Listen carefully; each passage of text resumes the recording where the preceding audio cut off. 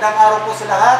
Ayon sa Section 397 ng Republic Act 7160 o Local Government Code of 1991 ay inatasan ng mga barangay na magkaroon ng Barangay General Assembly.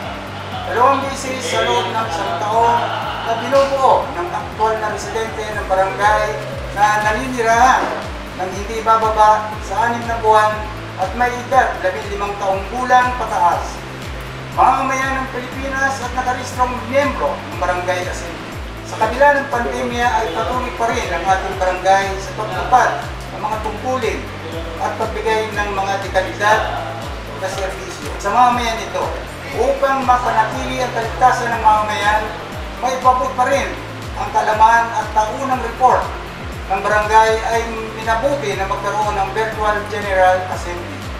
Nang sa gayon ay may lahat ang mga nagawa at pinaplano at mga proyektong ipatutupad para sa taong 2021. Ako po ang inyong lingkod po ng Barangay Elmer Bautista Cano ng Barangay Crispil ay bumabati sa inyong lahat sa unang pangkalatang asembleya sa taong 2021. Layunin din ng asembleya ang makapagtanong at magmungkahi ng mamamayan para sa ikabubuti ng pamayanan na may temang barangayan, barangay at mamamayan, sama-sama at magkaisa upang labanan ang pandemya para kaligtas at maayos ang maunlad ng pamayanan. Hinihikayat ang lahat na mag-like, share, at mag-subscribe sa ating mga social media accounts. Kagawad Victor Avendaño, Committee Chairman on Transportation and Communication. Kagawad Ernesto Lopez, Committee Chairman, Public Works and Housing Development. Kagawad Ireneo Ablasa, Committee Chairman on Finance, Health and Sanitation.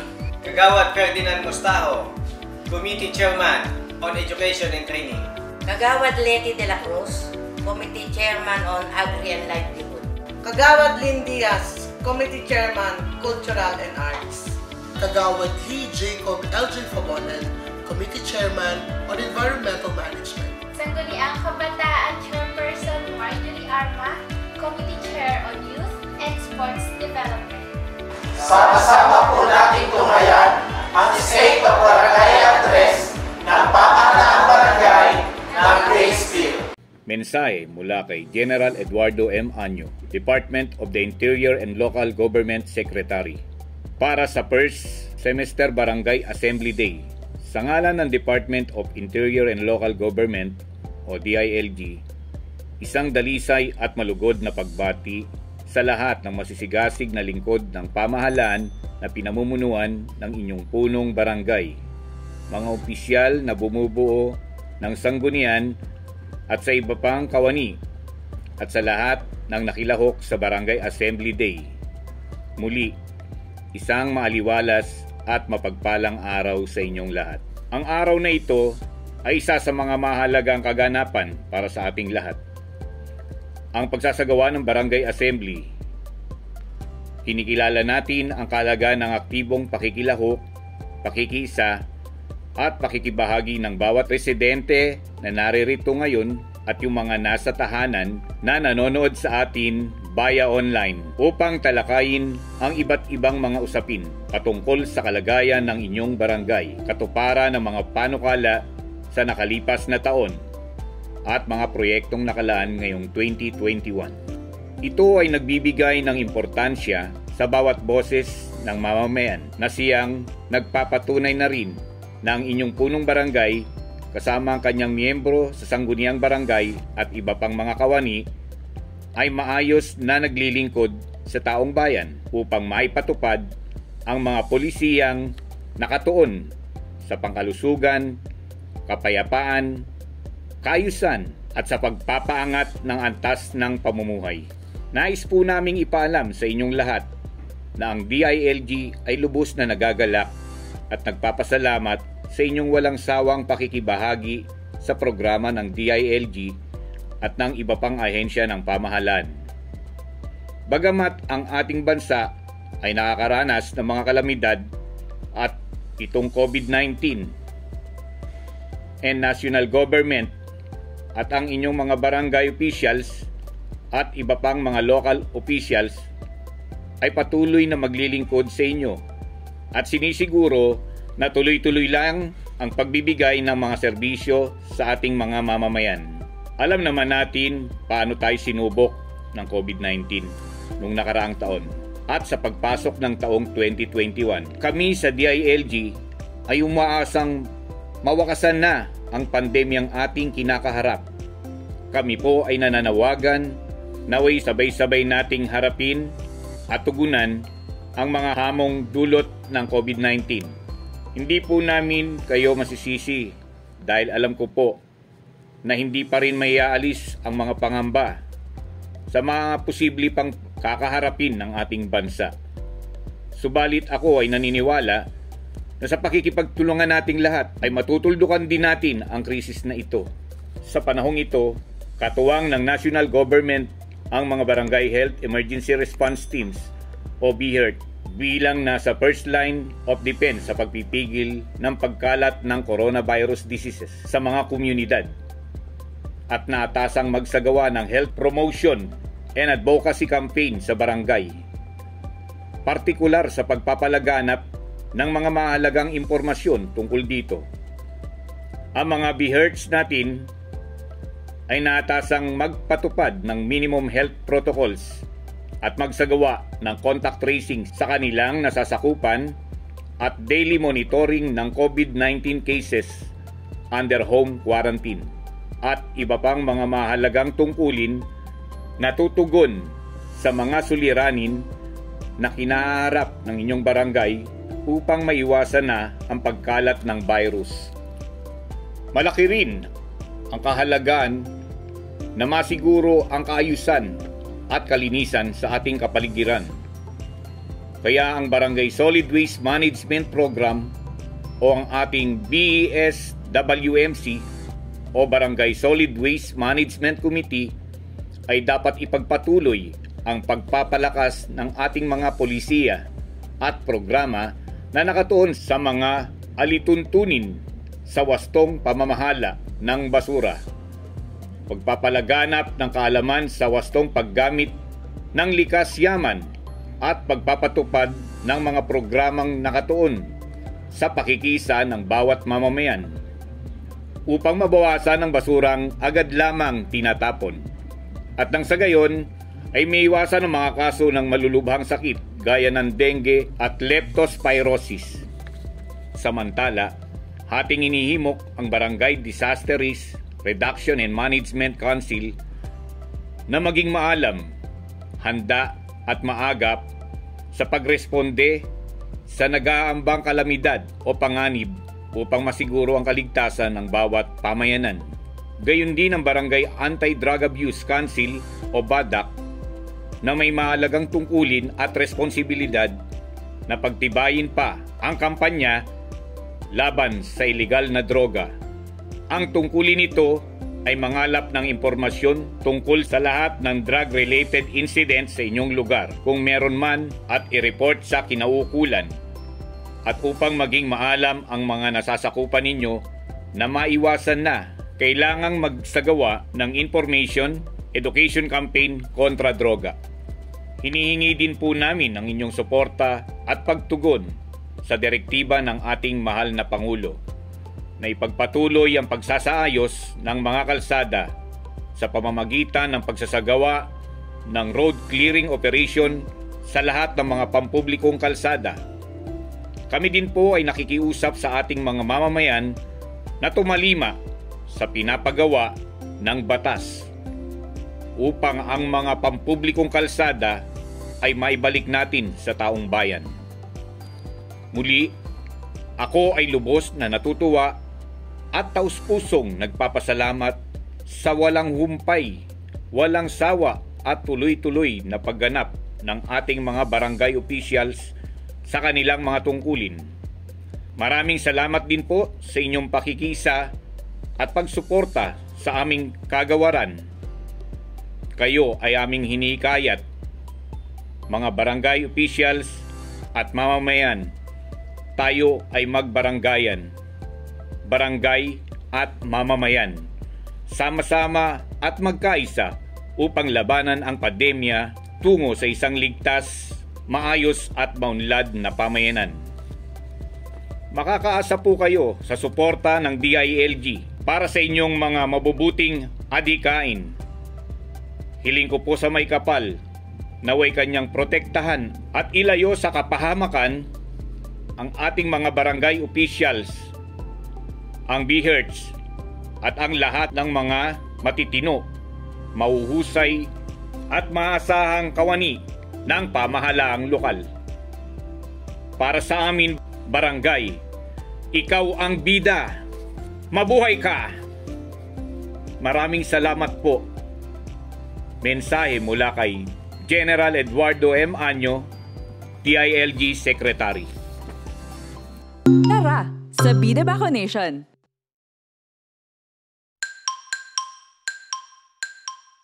Ano ang maaaring antabayan ng side effects matapos magpabakuna? Maaaring makaramdam ng pananakit, pamumula, pangangati, o pamamaga sa parteng binakunahan na maaaring magtagal ng ilang oras. Lagnat, panghihina ng katawan, pananakit ng ulo, pagkahilo, pagtatae, o pagduduwal. Agad na sumangguni sa isang healthcare professional kung makaranas ng alinman dito. Tara, sa Bida Baco Nation!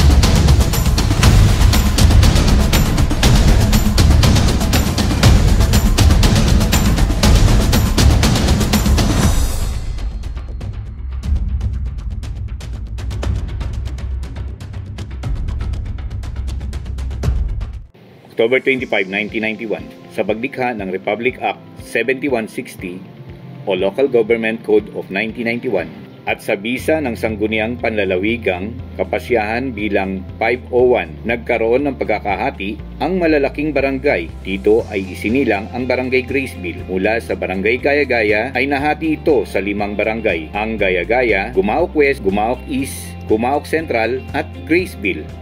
Ito ay may sukat na 300 hektaryang lupain. Sa kasalukuyan, ito ay binubuo ng 34 na subdivision at samahan na may kabuuang populasyon na 51,428 sa taong 2020. Ang Internal Revenue Allotment o IRA ng barangay ay nagkakahalaga ng 32,571,615 at may kabuuang budget sa taong 2021 na nagkakahalaga ng 34,383,856.43. Estimated for budget year 2021. Share on Internal Revenue Allotment o IRA, 32,571,615 or 95%. Share on Real Property Tax o RPT, 792,589.67 or 2%. Community Tax o CTC, 64,651.76. Subsidy from other LGUs,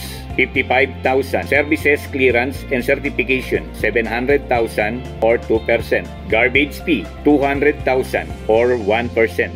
Sa kabuuan ng 34,383,856.43. Ang IRA at income ng barangay ay patuloy na tumataas dahil na rin sa patuloy na pagdami ng mga naninirahan dito at sa sama-samang pagtutulungan ng sangguniang barangay upang may taas ang income nito na siya ring gagamitin upang magbigay ng dekalidad na serbisyo sa mamamayan nito.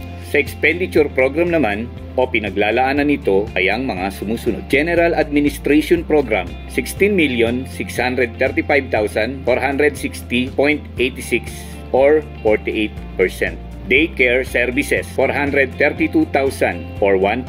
Health and Nutrition, 1,886,000 or 6%. Peace and Order Services, 1,368,000 or 4%. Katarungang Pambarangay, 648,000 or 2%. 20% Development Fund or BDF, 6,514,323 or 19%. 10% SK Fund, 3,438,385.64 or 10%. 5% BDRRM o Calamity Fund, 1,719,192.46 82 or 5%. 5% Gender and Development, OGAD, 1,719,192.82 or 5%. Miscellaneous expense, 23,301.28 na may kabuuang budget na nagkakahalaga ng 34,383,856.42. Clearance and certification fees. Mga proyektong naisagawa sa taong 2020. Mga proyektong isasagawa para sa taong 2021. Mga natatanging programang ipinagpapatuloy ng barangay mula sa pondo ng Gender and Development Fund o GAD. Barangay Tertiary Scholarship Program na tumatanggap ng halagang 3,000 piso kada semester na may kabuuang bilang na 290 college students ang nakikinabang dito. Medical and burial assistance na nakakatanggap ng halagang 1,000 piso kung saan sa taong 2020, 49 na pamilya ang napagkalooban ng burial assistance at 6 sa medical assistance. Para naman sa mga bawsi cases victims na makakatanggap ng cash assistance na halagang 1,000 piso para sa pagsasampa ng kaso o medico-legal. Libreng pap smear para sa 30 kababaihan ng barangay. Medicine assistance para sa 2,000 senior citizen, PWD, solo parents at mahihirap na kabarangay. Magbibigay din po tayo ng grocery food packs sa 30 indigent na senior citizens, PWD at solo parents na irerekomenda ng samahan ng mga senior citizen, PWD at solo parents ng barangay. Pagkakaloob ng libreng uniform para sa mga opisyales ng senior citizen, PWD at solo parent ng barangay. Patuloy ang pagbibigay ng rice allowance sa mga nakatatandang nasa home for the aged na pinangangasiwaan ng group home at Coalition of Services for the Elderly o COSE, programa para sa mga nasangkot sa iligal na droga na nagnanais ng magbagong buhay. Naglaan ng pondo para sa drug testing at livelihood training program upang sila ay matulungang baguhin ang kanilang buhay pati ng kani-kanilang pamilya. Ang ilan sa mga national laws na lalo pang pinaigting sa kabila ng pandemya ay ang mga sumusunod. DILG Memorandum Circular 2020-172 dated December 11, 2020 fortifying the capacities of the Barangay Health Emergency Response Team. DILG MC number 2020-128 dated September 30, 2020 mandates the barangay for the issuance of barangay certification free of charge to the qualified first-time job seekers pursuant to Republic Act 11261, otherwise known as the First-Time Job Seekers Assistance Act, na kung saan mula Enero hanggang Disyembre 2020 ay nakapag-issue tayo ng 48 first-time job seekers. 25 dito ay lalaki at 23 naman ang babae, 16 mula sa elementary at high school level. At 32 applicants naman ay nakatapos ng kolehiyo. Republic Act 9003 o Ecological Solid Waste Management Act of 2000 sa pamamagitan ng committee chairman nito na si Kagawad Lee Jacob Pavonan ay mas lalo pang pinaigting ang tamang pagsasaayos ng basura upang makaiwas sa sakit at iba pang masamang may dudulot nito. Tinulong ang mga Homeowners Association upang magtatag ng Ecological Volunteers Brigade sa bawat lugar.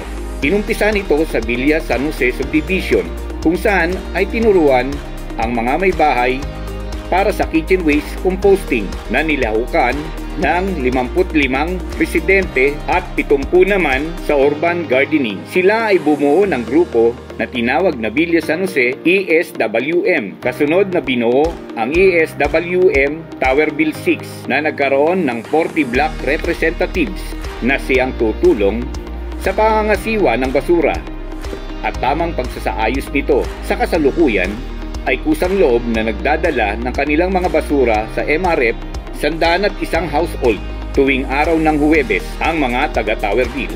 Nabuo na din ang ESWM SRCC na sinusuportahan ng 225 residente nito ang pagtatanim at pagko-compose ng kanilang mga kitchen waste. Pinulong na din ang Kapili Compound sa Zone 1 upang buuin ang ESWM Kapili Compound. Minabuti na magkaroon ng rolling MRF kung saan ay tuwing araw ng Miyerkules ay kusang loob na magdadala ng kanilang hiwa-hiwalay na basura sa designated area ng rolling MRF upang ipunin ang kanilang mga basura. Sa patuloy na pakikipag-ugnayan sa mga samahang ito ay makakamit ang 100% na pakikipagtulungan ng mamamayan para sa tama, maayos at kumikitang pagsasaayos ng basura sa barangay. Itinatag na rin ang kauna-unahang ecological cooperative sa barangay na tinatawag na Graceville Ecological Multipurpose Cooperative o GEMC na magiging kaagapay ng barangay para sa pagpapatupad ng mga programang inilunsad ng barangay noong March 5, 2021 para sa Palit Basura Program. Pera sa basura, plastic mo, kapalit ay semento. Refill Project Portion, Good Samaritan Project, Household Composting, Urban Gardening.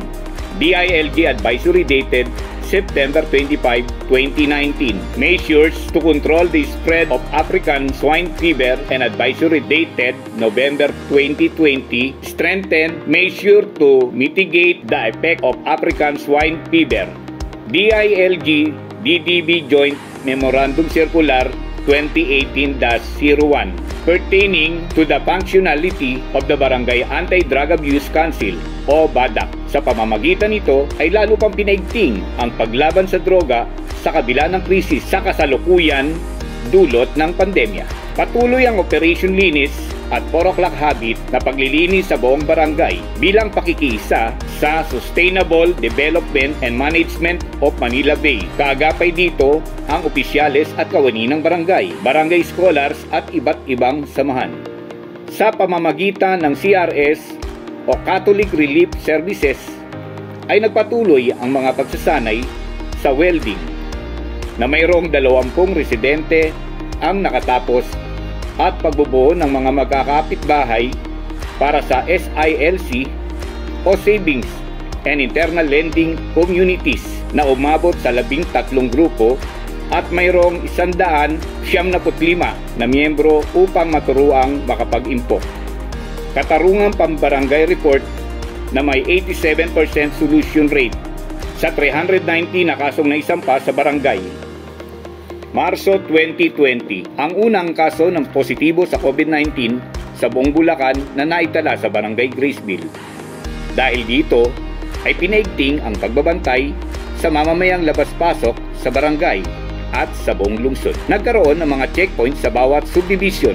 Salamat sa ating masisipag na Homeowners Association Presidents at mga Bantay Bayan volunteers na walang atubiling naglaan ng kanilang panahon upang maiwasan ang pagkalat ng COVID-19 sa buong barangay. Dahil sa kasipagan ng ating kagawad Doc Renz Ablasa at ng ating sangguniang barangay ay agad natutugunan ang mga pangangailangan dito.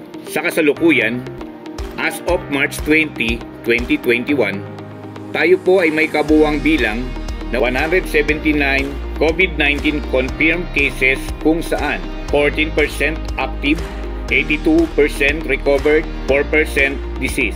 Sa pamamagitan ng kapasyahan bilang 2021-03-013 ng Task Force for Management of Emerging and Re-emerging Infectious Disease o Task Force ERID ng lungsod na nag-aatas sa lahat na lalo pang paigtingin ang pagbabantay upang maiwasan ang mabilis na pagkalat nito dahil na rin sa mga lumalabas na bagong variant ng virus na ito. Ilan sa mga pulisiya ang pagpapatupad ng minimum health standard, pagsuot ng face mask at face shields, paglabas pa lamang ng kanilang mga tahanan, tamang pag-sanitize ng kamay, palagiang pagdadala ng hand sanitizer, tamang pag-ubo, pagbahing, at tamang distansya. Ang mga pagtitipon o mass gathering ay pansamantalang ipinagbabawal sa loob ng isang buwan simula Marso 10, 2021 upang makontrol ang pagkalat ng COVID-19 sa lungsod.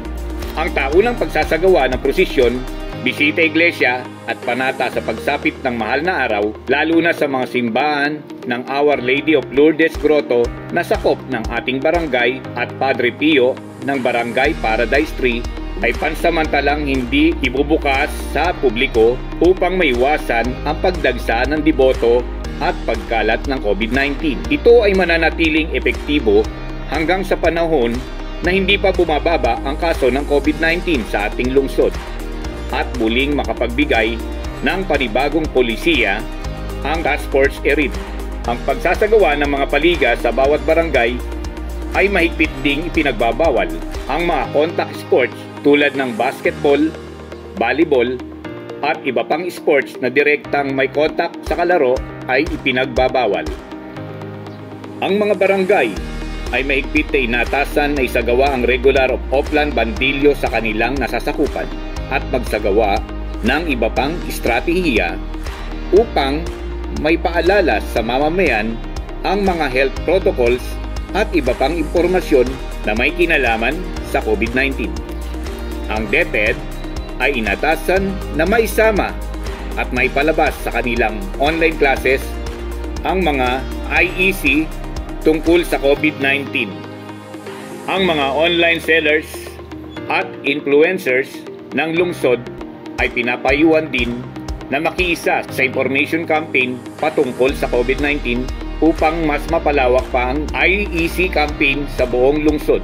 Ang mga may social media pages ng mga nasa lokal na pamahalaan ay inatasan na may pakalat ang mga impormasyon patungkol sa COVID-19 upang makatulong sa mas malawakang pagpapaliwanag sa publiko. Ang bawat sangay ng pamahalaang gayon din ang mga pribadong establishment ay inaatasang magsagawa ng kani-kanilang contact tracing system upang masiguro ang mabilisang pagmonitor at pagkontak sa mga taong nakakasalamuha ng mga nagpositibo sa COVID-19. Ang PNP, CSU, POSO at barangay ay inatasan na muling magsagawa at maglagay ng checkpoint sa mga lugar na matao tulad ng palengke, boundary ng lungsod, mall, eskwelahan, entry at exit point ng bawat barangay upang may paalala ang mahigpit na pagpapatupad ng health protocol. Ang mga pampublikong transportasyon ay mahigpit na inaatasan na panatiliin ang mga plastic barrier sa pagitan ng mga pasahero at mahigpit na ipinagbabawal ang pagsabit at nakatayong pasahero sa kani-kanilang sasakyan. Ang mga walang face mask at face shield ay hindi papayagang makasakay sa pampublikong sasakyan. Ang PNP at CTM SCOG ay inaatasan na i-monitor ang bawat pampublikong sasakyan at siguruhin na ito ay tutupad sa pulisiyang ito at papatawan ng kaukulang parusa ang lalabag dito. Ang sinumang lumabag sa mga pinag-uutos na ito ay may kaakibat na kaparusahan na naaayon sa ipinapatupad na batas. Dahil sa direktibang ito ay agad nagtayo ng mga checkpoints ang barangay sa mga matataong lugar at boundary.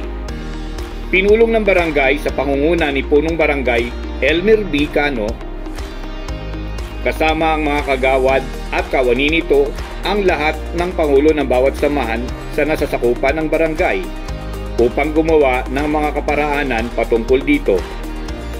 Hinikayat ang mga pamunuan na magtatag ng kanilang sariling Health Emergency Response Team na tatawaging Community Health Emergency Response Team o CHERT upang maging katuwang at kaagapay ng barangay sa mas mabilis at sistematikong pag-aksyon sa mga dinadapuan ng sakit na ito. Gayon din ang pagtulong sa kanilang pamilya sa pagbili ng pangunahing pangangailangan habang sila ay sumasailalim sa quarantine. Agad namang tumalima ang mga pangulo ng samahan at kusang loob na nagtayo ng mga checkpoints sa kanilang subdivision at pinaigting ang mga bantay bayan volunteers. Gumawa ang sanggunian ng resolusyon na pansamantalang pagbabawal sa mga dumarayong nagtitinda sa groto na hindi residente ng barangay hanggat mayroong pandemya. DSWD Bayanihan to SAP Report.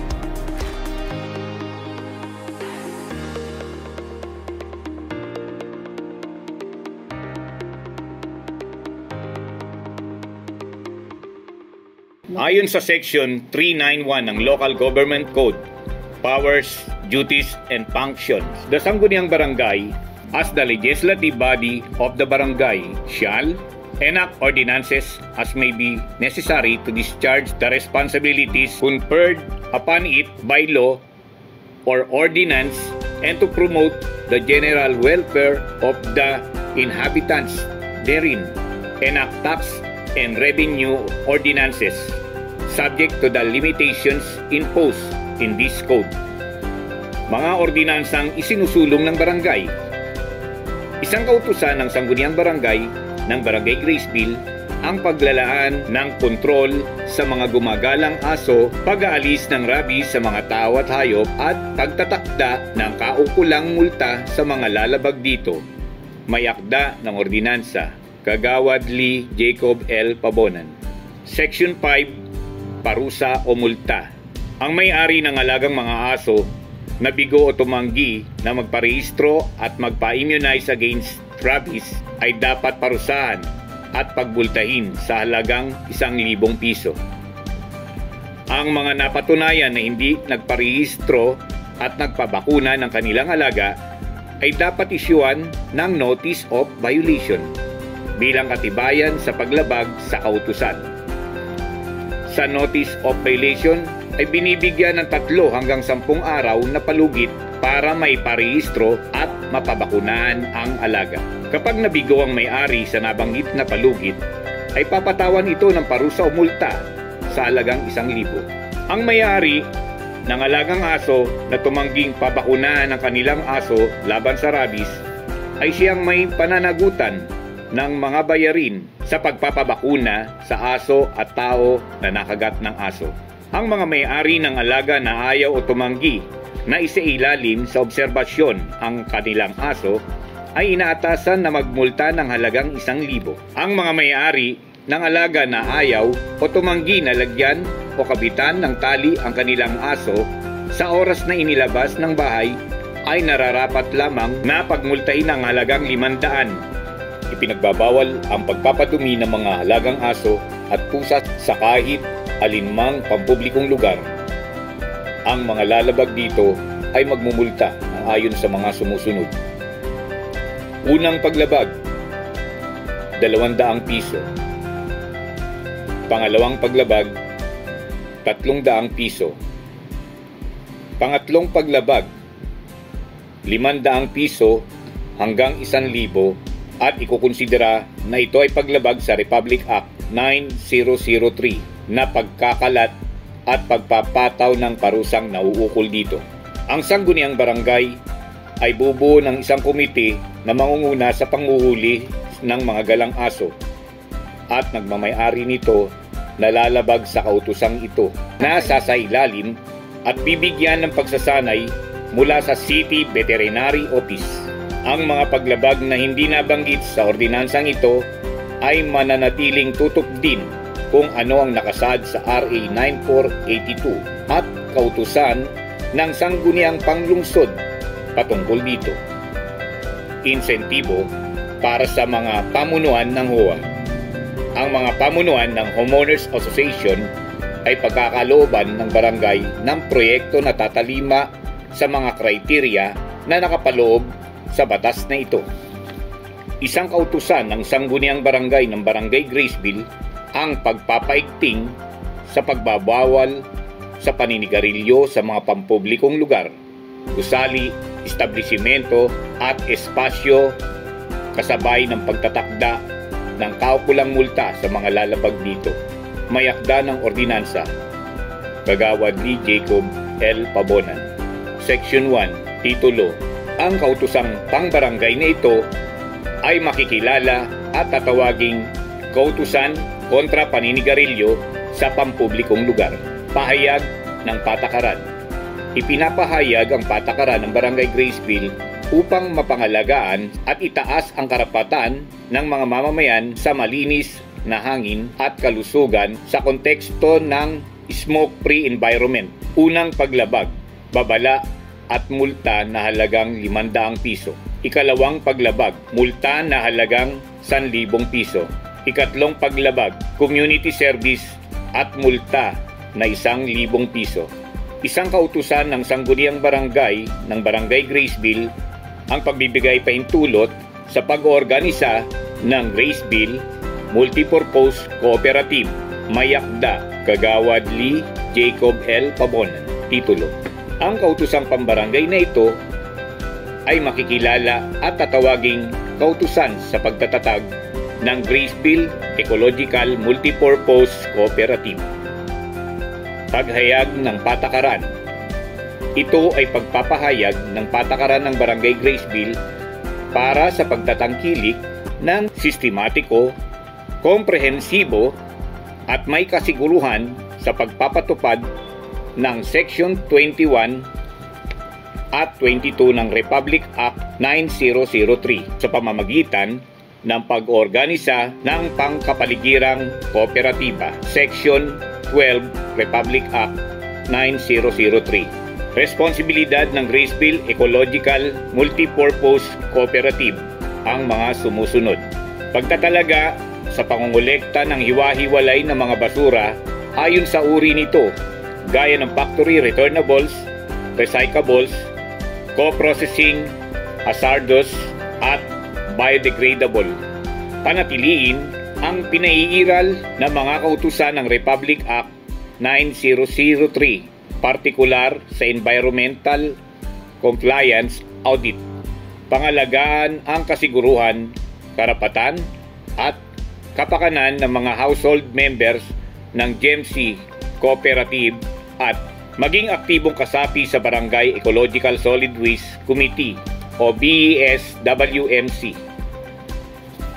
Isang kautusan ng sangguniang barangay ng Barangay Graceville ang paglalaan ng kaukulang pondo mula sa taunang pagbabudget ng barangay para sa medicine assistance ng mga dating opisyal ng barangay mula sa punong barangay, kagawad, escape care person, kalihim at ingat-yaman ng barangay na nagkakahalaga ng 500 hanggang 1,000 kada buwan.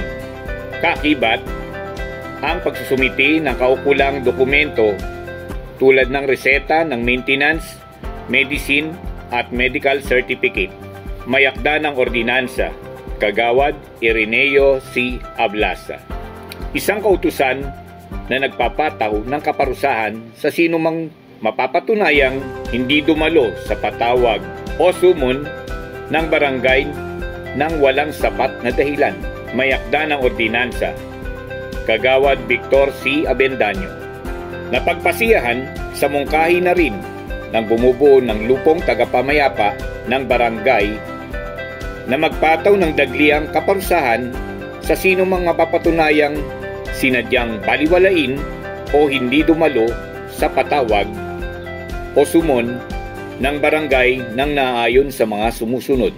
Tuntunin isa na ang sinumang inirereklamo na tumanggap ng patawag o sumon o tumangging tanggapin, lumagda sa patawag o refuse to sign at hindi dumalo sa pagdinig ng hindi nakapagbigay ng sapat na dahilan ay papatawan ng kaparusahan. Tuntunin 2 na sa kadahilanang nakatala sa ibinibigay ng barangay na ID na no derogatory record upon issuance sa ipapasang kaisahan ng bumubuo ng lupong tagapamayapa ay pansamantalang hindi bibigyan ng barangay ID hanggat hindi naayos o natatapos ang usapin sa barangay. Sa pagkuha ng barangay clearance ay ilalagay sa dokumento na mayroong nakabinbin na reklamo laban sa kanya o pending case against the respondents.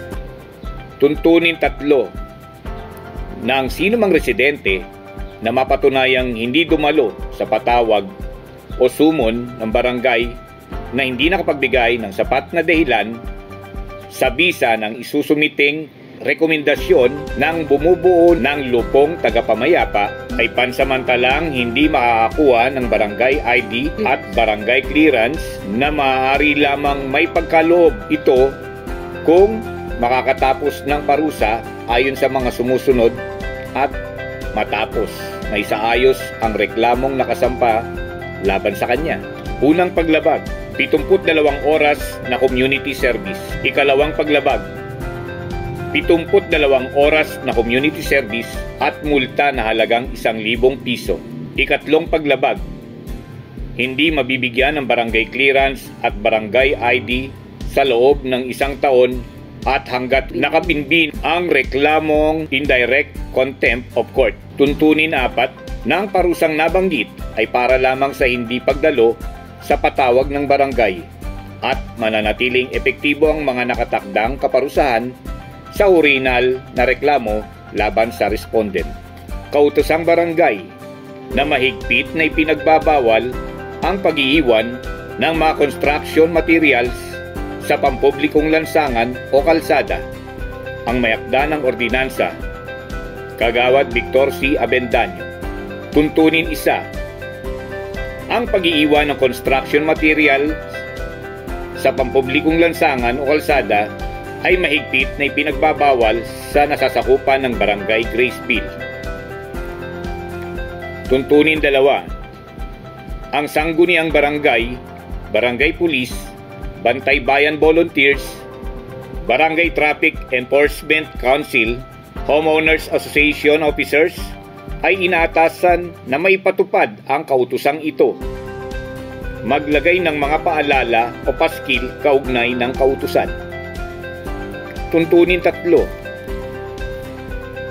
Ang sino mang mapapatunayan na gumawa ng paglabag sa kautosang ito ay papatawan ng kaparusahan at multa gaya ng mga sumusunod.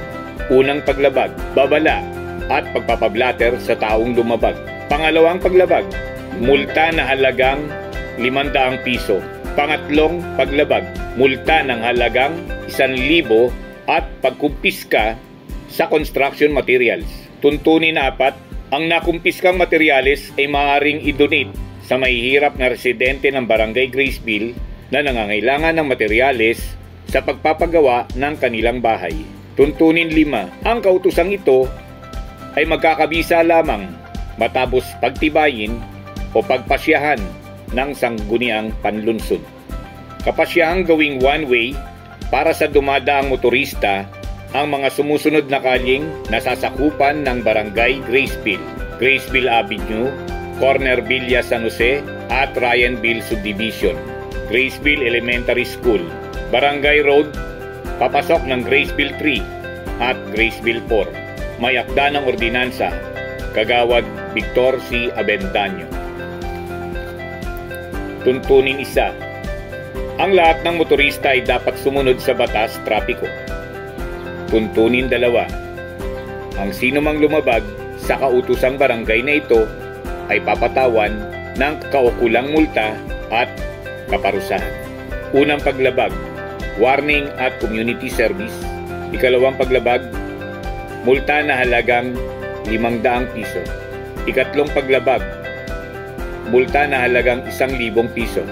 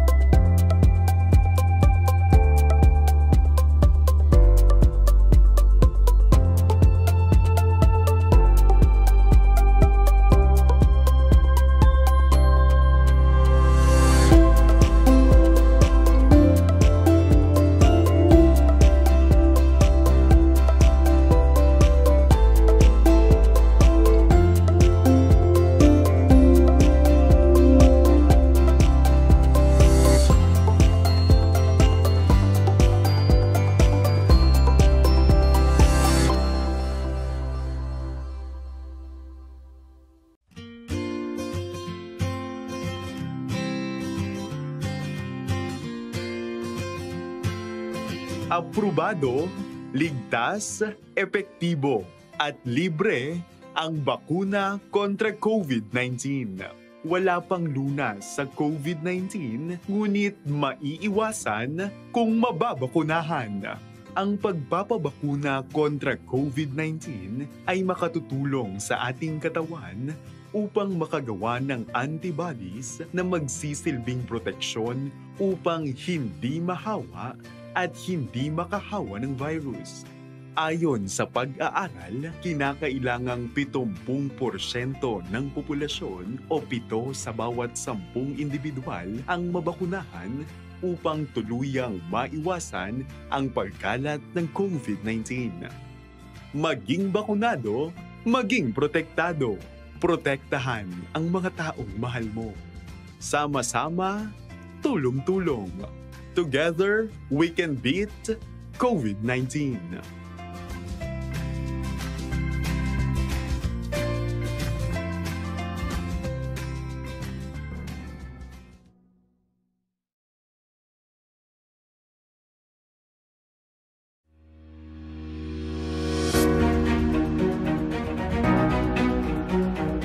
San Jose del Monte, Bulacan is now a highly urbanized city.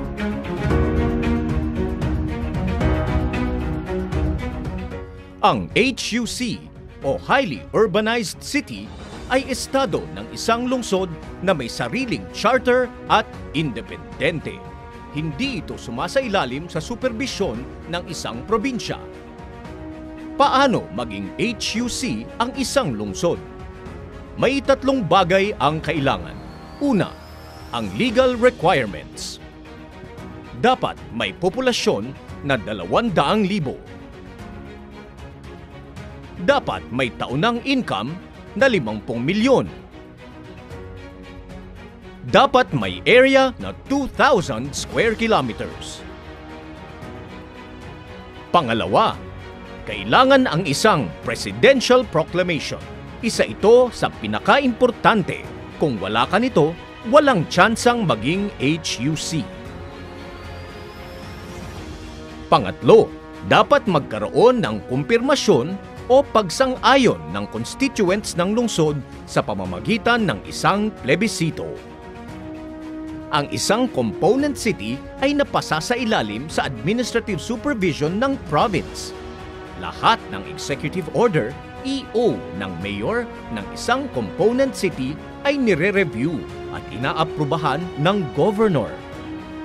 Lahat ng ordinansa ng sangguniang panglungsod ay subject to review by the sangguniang panlalawigan. On the other hand, kapag HUC ang isang lungsod, hindi na bumoboto ang mga constituents nito ng governor, vice governor at bukal. Bakit mahalaga sa isang lungsod ang maging HUC? Mahalaga ang independence ng isang lungsod upang maisusulong nito ang kanyang vision. Meron ding leverage ang HUC pagdating sa funding considerations sa mga national programs and projects. Kasali ka na sa 33 HUCs to date na nasa top of mind sa mga development funds at priority sa appropriation of resources.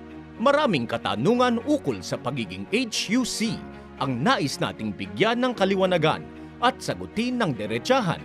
Narito ang ating panayam sa isang dalubhasa at ibang opisyales ng lungsod.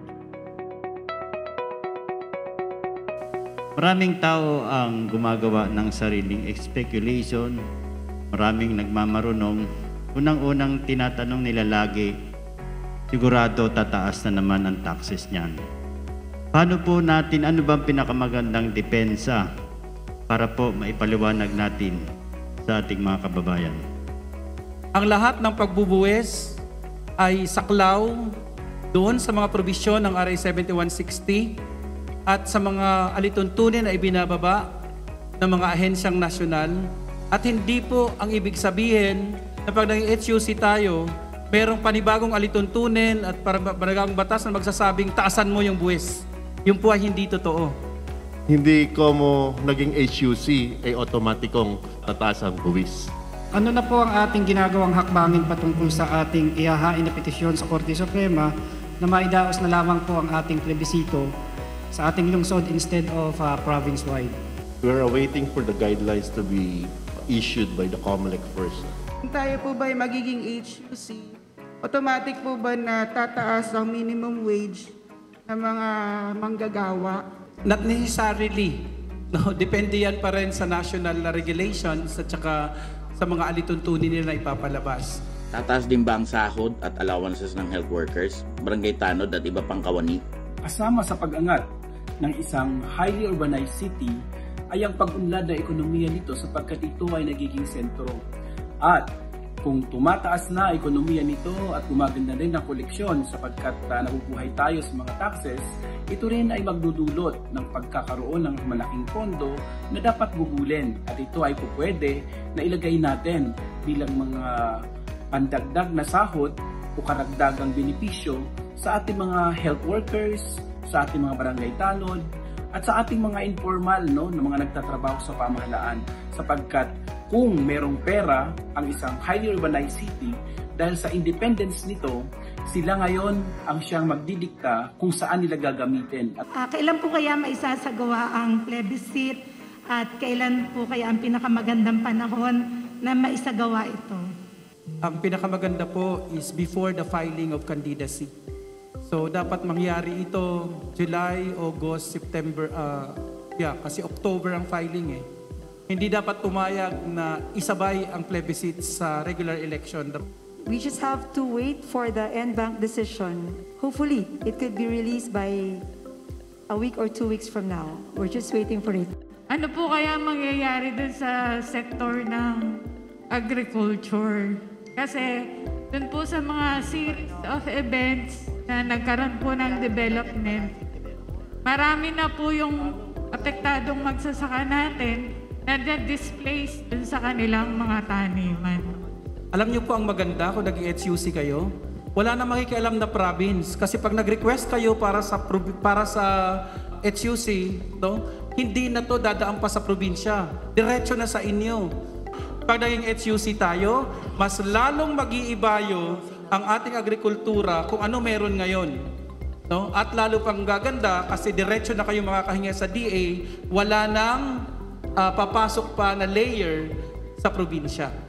Kailan po kaya pwede na mag-start na mag-campaign for HUC? And maaari po ba naming i-integrate o incorporate sa existing programs ng opisina yung HUC campaign?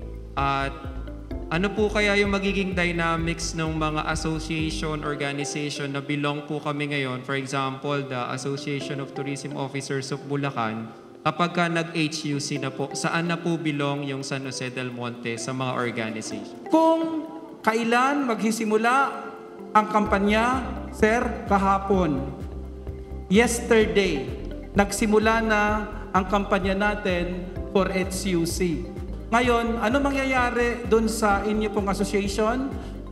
You remain as part of the Tourism Association, pero mas mataas na level mo kumbaga. Kasi yung inyong polisiya tungkol sa tourism ay hindi nadadaan sa probinsya, kundi kung na-approve na ito ng ating SP, at kung ito ay executive action, wala ng probinsya magre-review, kundi yun na yun. Kaya you will have the authority. Kasi itong pag-HUC na to, wala ko nakikitang magiging political problem because by the political charm and acumen ni Mayor at saka ni Congresswoman, tingin ko kayang-kayang iraos ito eh. Politically, I think ang challenge dito will be more on legal, Yung bureaucratic delays, attributed to the administrative supervision ng province over the city, we have experienced that for the past 21 years as a component city. Dumodoble ang proseso, yung expediency at immediate application nitong ating mga ordinansa lamang. Nakikita natin na yung timeliness ay nawawala. Sabi ko, doon tayo tutungo sa isang bagay na alam ko ang lahat ng tao ay magbebenepisyo. Na ang lahat ng tagalungsod walang maiiwan sa laylayan. Ano ang magandang balitang ating maibabahagi sa ating mga kapwa San Joseños?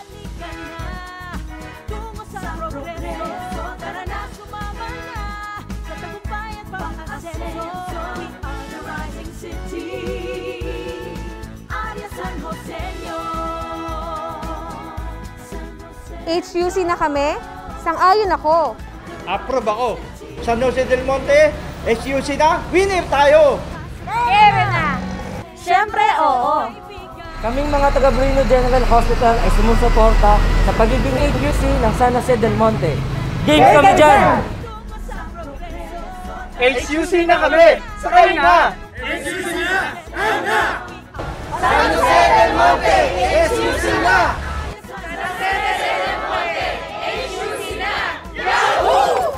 We will be the real rising city, the human resource capital of the Philippines, and of course, tunay na San Jose del Monte, HUC na, Area San Joseño. Bilang ama ng lungsod, bakit mahalaga sa akin ang pagiging HUC ng ating minamahal na San Jose del Monte? Maliban sa nabanggit na dahilan at benepisyo ng isang HUC, ang pagiging independe mula sa superbisyong administratibo ng probinsya, prioridad sa pamamahagi ng resources at pondo, at prominente na nabibilang sa hanay ng 33 na HUC sa buong Pilipinas. Sa simpleng salita, pag-unlad na walang humpay, arangkadang walang abala, at pagsulong ng ating mga plano at panaginip na walang hadlang. Handa na tayo sa next level ng ating pagiging rising city. Kaya San Joseño, yes sa HUC.